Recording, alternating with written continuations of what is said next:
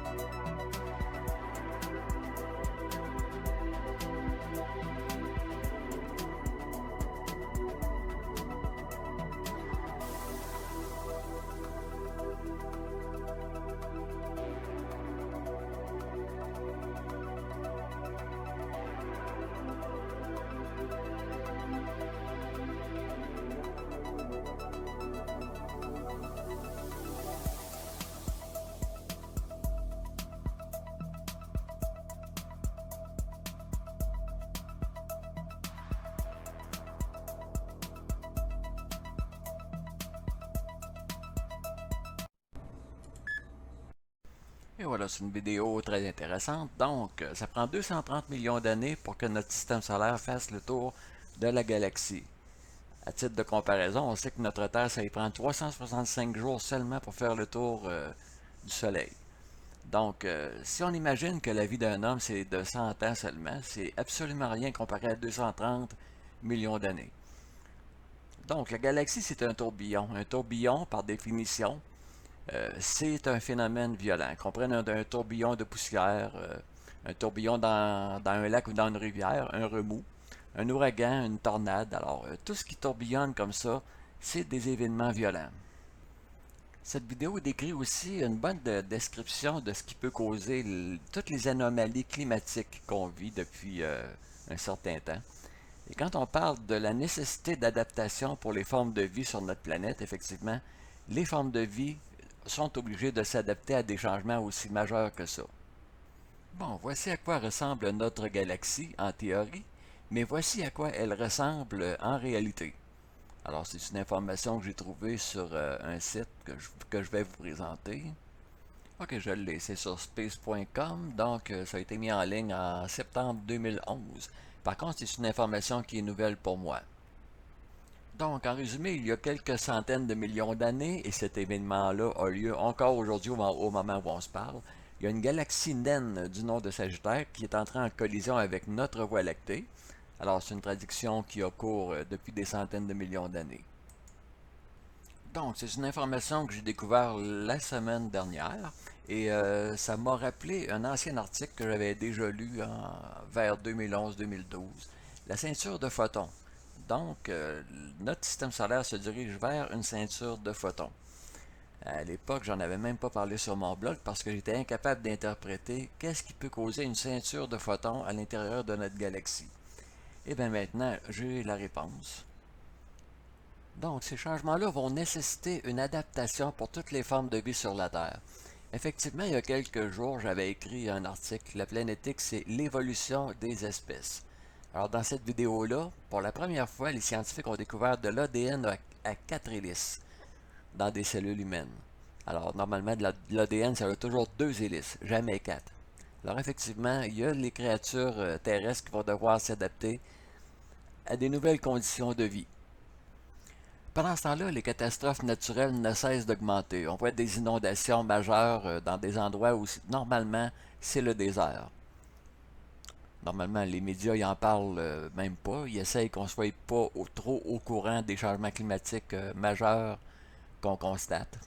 Les coups d'eau et les débordements vraiment surprenants. Alors, de plus en plus, il y a des inondations dans les grandes villes. Alors, les catastrophes naturelles n'ont plus de frontières. Quand ils ont construit cet édifice-là, jamais ils n'auraient imaginé que les vagues auraient pu monter aussi haut. Dans le même ordre d'idée, il faut que je vous parle d'une autre vidéo qui a été mise en ligne. Alors, l'auteur de la vidéo pose des questions pertinentes ici. Semble-t-il qu'on est en période glaciaire. Donc, questions climatiques seront ignorées par les partisans de la période glaciaire. Pourquoi les radiations du Soleil augmentent-elles depuis 15 ans malgré la diminution des taches solaires? Pourquoi toutes les mesures de l'hélium sont-elles maintenant hors ligne? Pourquoi les gens ignorent-ils le record de température des océans? Effectivement, les océans se réchauffent. Pourquoi les gens ignorent-ils les panaches records de méthane et comment refroidissent-ils la Terre? Comment une faible magnétosphère pourrait faire pour refroidir la Terre? Comment les concentrations élevées de rayons cosmiques refroidissent-elles la Terre? Comment ça qu'il y a plus de 100 000 personnes qui ont été mortes de suite de brûlures thermales au cours des 10 dernières années?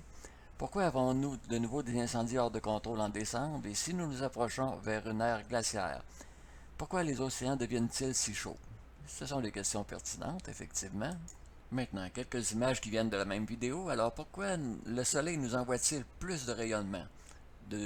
On a une image ici de 2003 à 2017. Une autre image de 2003 à 2017. Alors, on voit l'augmentation du rayonnement solaire que nous recevons. Alors, un autre tableau qui nous montre le CH4. Ça, c'est du méthane. Ensuite, quelques images. L'auteur de la vidéo nous mentionne les records de température qui ont été enregistrés dans les océans. Alors, globalement, tous les océans du monde se sont réchauffés en 2017. Alors voilà, le réchauffement des océans entre 1960 et 2010.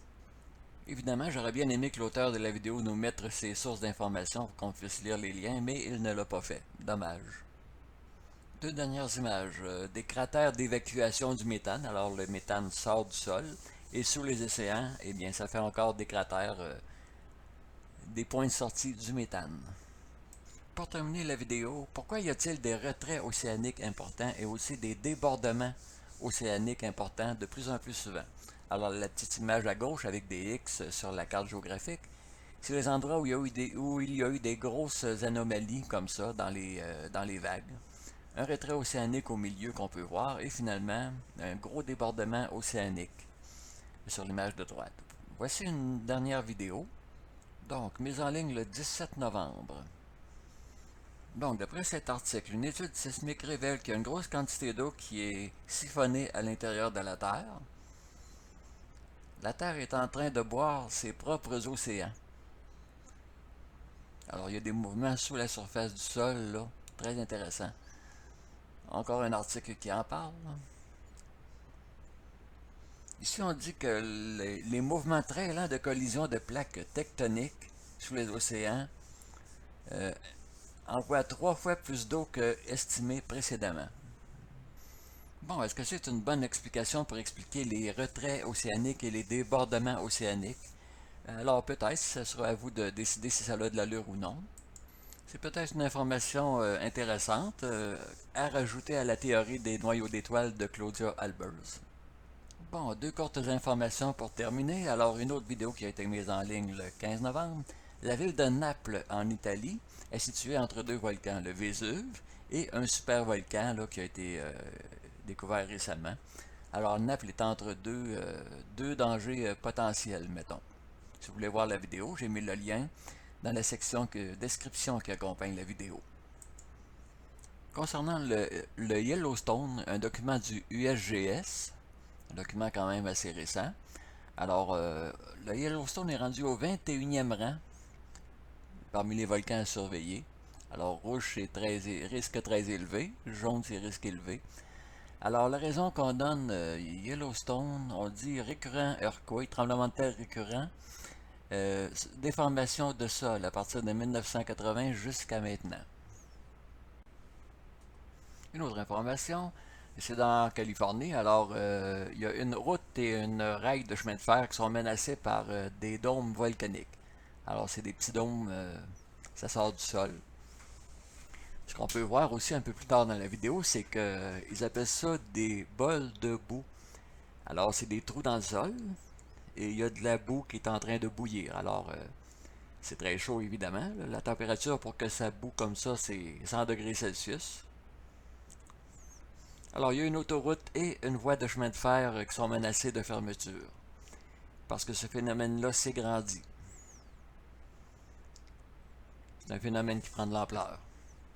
Une autre vidéo plus récente, mise en ligne le 21 novembre. Alors, c'est le même genre de phénomène. Bon, c'est des pompiers ici qui éteignent les feux dans l'ouest de la Californie. Alors, on a encore ces formations. C'est comme des cuves et il y a de la boue en train de bouillir là-dedans. Donc, l'activité volcanique augmente. Une dernière information que je voulais rajouter avant de finir la vidéo, la 6e extinction massive a déjà commencé. Alors, l'extinction des espèces. La dernière fois que ça s'est produit, bon, ils disent que ça se produit depuis 13 000 ans, depuis que l'homme est sur la Terre, mais si on recule, il y a 66 millions d'années, l'extinction des dinosaures. Il y a 201 millions d'années, alors les extinctions massives d'animaux, c'est très rare. Il y a quelques années, j'avais écrit sur mon blog Nibiru et les 3 causes des changements climatiques. Alors, dans cet article-là, j'affirmais que la chaleur monte dessous la Terre. La chaleur monte de la croûte terrestre. J'ai pas grand mérite d'avoir prédit ça d'avance parce que j'ai tout simplement lu les livres de Immanuel Velikovsky, Les grands bouleversements terrestres et Monde en collision. Alors, j'ai appris beaucoup de choses en lisant ces livres-là et ce que j'ai écrit depuis ce temps-là, il y a beaucoup de choses qui se réalisent.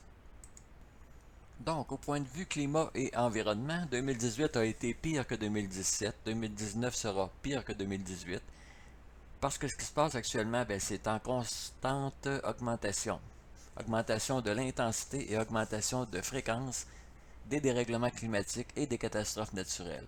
Alors tenez-vous informés, moi je fais en moyenne une vidéo par semaine, en tout cas. J'essaie toujours de trouver du nouveau et d'informer les gens. Alors j'espère que la vidéo vous a intéressé. Ici Ben Garneau, je vous remercie d'avoir écouté cette vidéo-là, de la partager et je vous dis à la prochaine.